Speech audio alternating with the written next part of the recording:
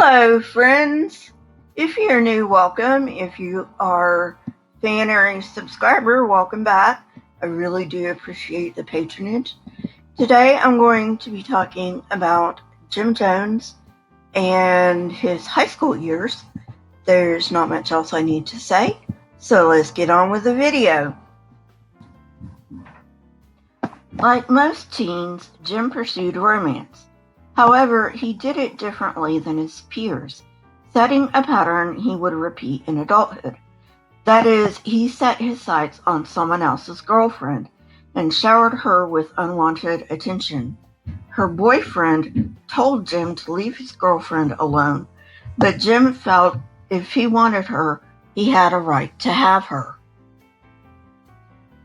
Eventually, he tired of pursuing someone else's girlfriend, and not too much later began pretending nothing had ever happened.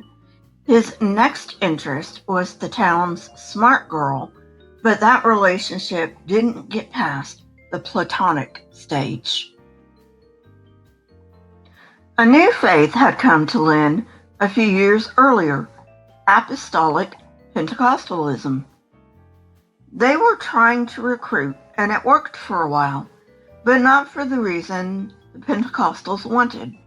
Nobody in Lynn had ever seen anything like the Pentecostals, and they provided great entertainment. The residents of Lynn went once or twice, then returned to their more traditional churches. However, the Apostolics retained a congregation made up of people from outside town. Jim Jones often attended the services. The pastor had more freedom, not sticking to a rigid format. Jim still spent most Sundays going to all the churches, but he became particularly fond of Pentecostalism, and he would attend their weekend revivals. He began preaching, but not in the Pentecostal church, on a very controversial subject. At that time, most blacks lived in 3 small enclaves in the county and only went to Lynn on weekends. They were not treated as equals. Because blacks would come to Lynn, Jim was used to being around them, but unlike his peers, seemed genuinely interested in them. When he would go to Richmond, he noticed that blacks were treated badly by whites and was bothered by it.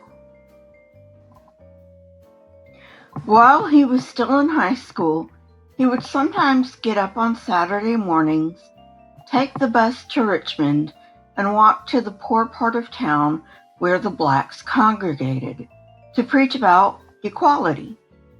Everyone took for granted that he would grow up to be a preacher. However, in 1948, between his junior and senior years in high school, he and Lynetta moved to Richmond.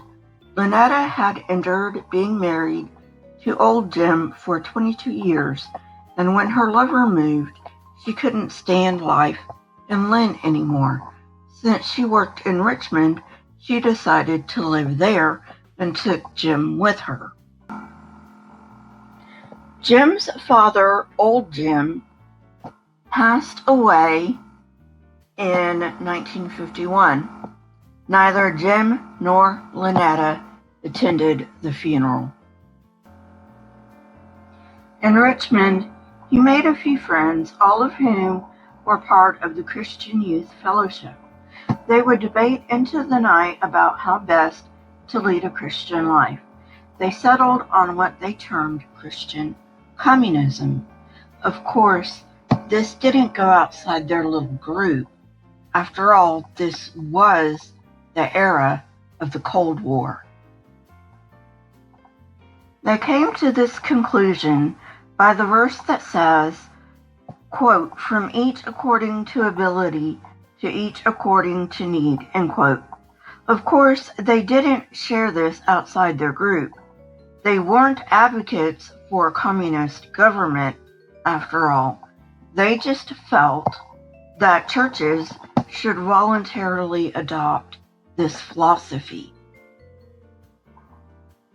For those of you who don't know what the Cold War was, it was a period of years after World War II when the Soviet Union, which is now defunct, and the United States of America were basically in an arms race, and World War III could break out at any time.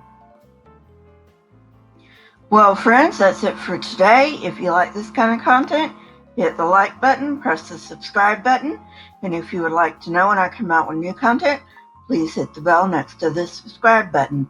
My Twitter, Discord, email, and PayPal links are in the description, along with the source that I used for this episode. If you wish to support this channel, you may do so on PayPal. Question everything and never be afraid.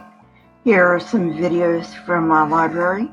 If you have not watched them yet, go ahead and watch them and tell me what you think.